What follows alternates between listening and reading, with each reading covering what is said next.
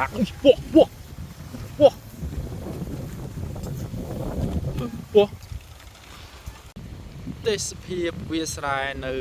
រដូវវស្សាបងប្អូនយើងបាទហើយនេះគឺ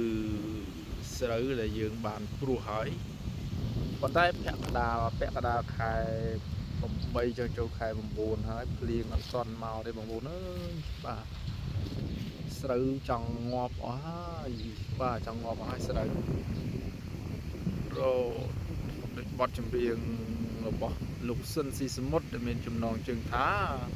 វស្សាដល់ហើយមិនដេចឡើយមិនភ្លៀងបាទឥឡូវមិនភ្លៀងមែនបងប្អូនបាទខែ8ចុងចូលខែ9ថ្ងៃនេះគឺថ្ងៃទី18ខែ9ហើយបងប្អូនបាទរាល់ឆ្នាំដូចជាអត់រាំងអញ្ចឹងទេប៉ុន្តែឆ្នាំនេះគឺ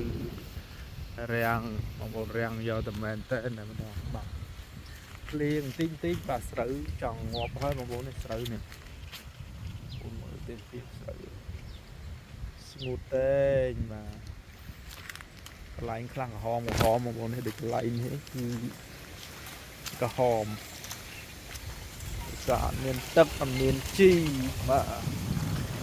ដីគោកដាក់ពោះពោះពោះពោះបាទមិញអាឡៃតថត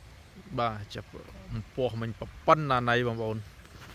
ឡូវចាប់វាអត់បានបងប្អូននេះពោះប្រប៉ុណ្ណាណៃមិញបាទខ្ញុំអាឡៃថតមិញបងប្អូនបាទឥឡូវយើងមកមើលពីទស្សនភាពវាលស្រែបាទខែថ្ងៃទី19ខែ8ហើយចង់ចូលខែ9ហើយគឺអត់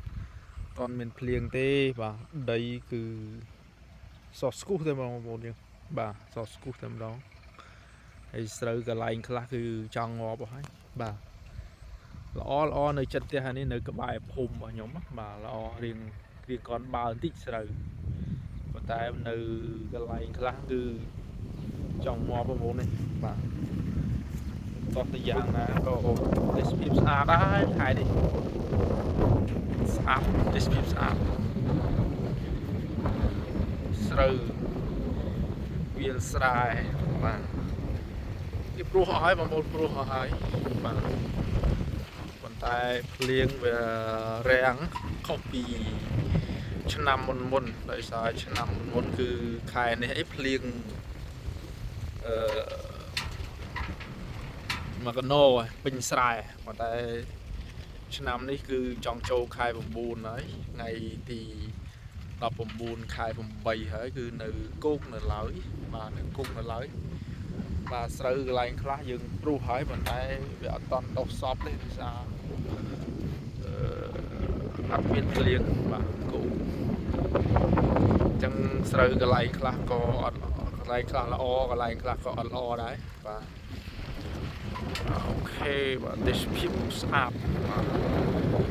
នេះនៅក្បែរផ្ទះរបស់ខ្ញុំអូនមកប្រជុំហើយមេឃយើងខ្មៅប៉ុន្តែអត់មកទេបងប្អូនបាទស្អាតទេសភាពស្អាត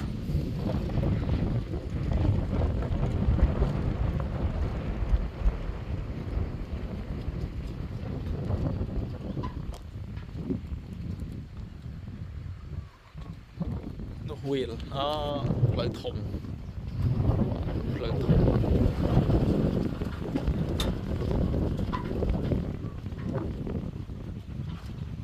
អូខេជម្រាបលាបងប្អូន